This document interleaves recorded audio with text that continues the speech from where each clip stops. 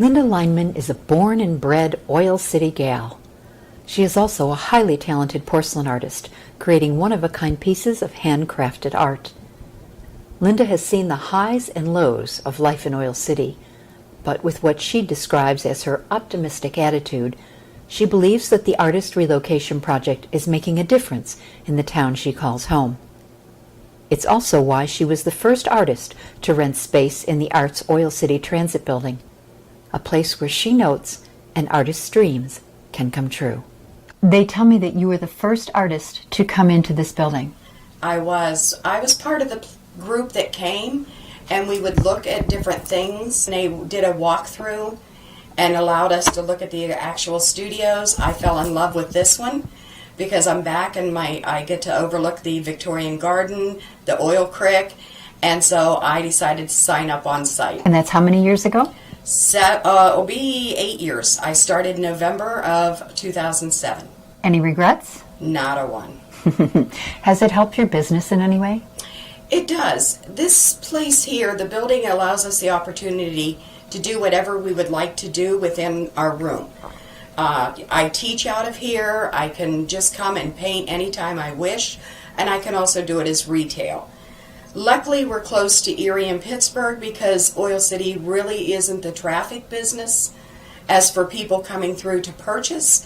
But for growing my art and learning and painting, it has been amazing. Awesome. Tell me about, I look around your studio and your artwork is beautiful and in so many different interesting type of mediums. It's not just on plates. You have coffee sets or tea sets, you have little baby shoes, you have jewelry, you have all kinds of very interesting, you have Easter eggs or friendship eggs you call them.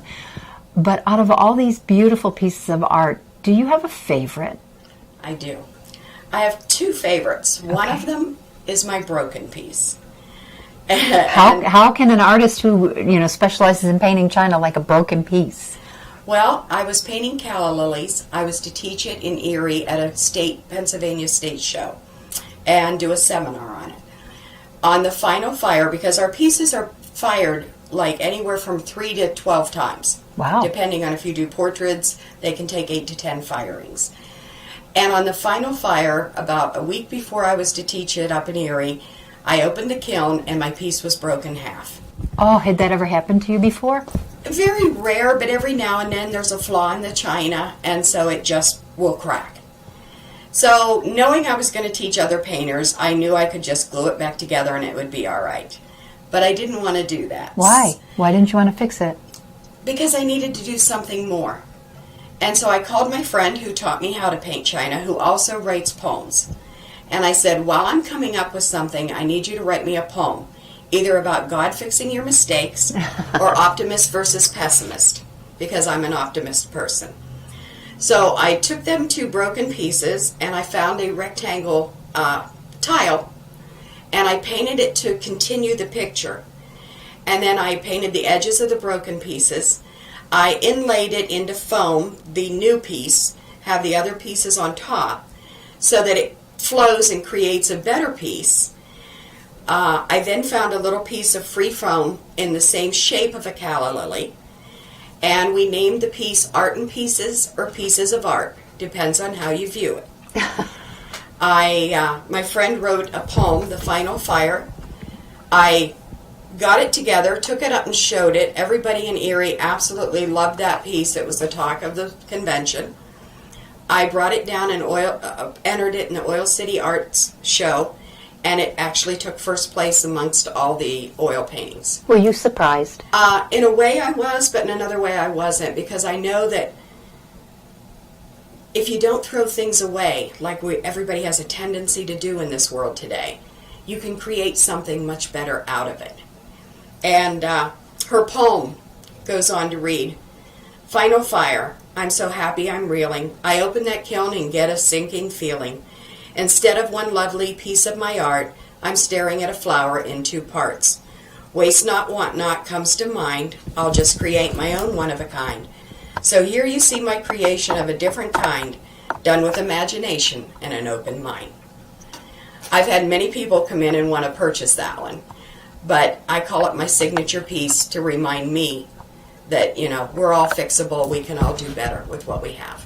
What does being in this art studio or this arts building, does that have any significance to you in your work and your career? It really does. It allowed me before, you're raising a family, you're doing it on the kitchen table, even if you have a little room at home, you always have to put everything aside to go do it. Here, I can come in whenever. I've also got other people around me with other creative juices flowing. It's the friendship that you create in the arts that just cements your life together. I was here when the oil was in its heyday. We had all the oil companies, everything was, you just knew about Pennzoil and everything else. I walked the town when everything was going and we had stores everywhere. That's never going to come again that way with oil. You can't just wait for the oil to come back. So when we started hearing about this, I've been to other towns. I've been in Vermont, and where I went on a tour they have once a year where different places are, and you travel the whole state of Vermont on an art tour. And so when I heard they were going to do this, I thought it would be an amazing way to bring artists to Oil City. We get much lower rent than you could ever get anywhere else in a big place. So it allows you the opportunity. We've had artists that come and go every year. We lose some, we get some new. We just heard there's another new one coming in, and we lost a couple at the end of this year. Not always a bad thing. They've gone out and done studios in their own home. They've bought other buildings in town and created other things. So it's always an evolving thing. It is not like the city is paying us. They are just allowing us to rent a place to grow. And we've brought many people here. And, it's really helped the city as well as individuals. If you had to use one word to describe this art center, what would you call it? One word. Enchanting. Really? Yeah. Why? I think because when you walk through here, you are first of all enchanted with the building, the way it was built, the things that are here. It just amazes me how they ran it. And now it's opened up a place for dreams. And so to me, if you can allow somebody to dream and create a dream and start having the reality of their dreams, that's got to be enchanting.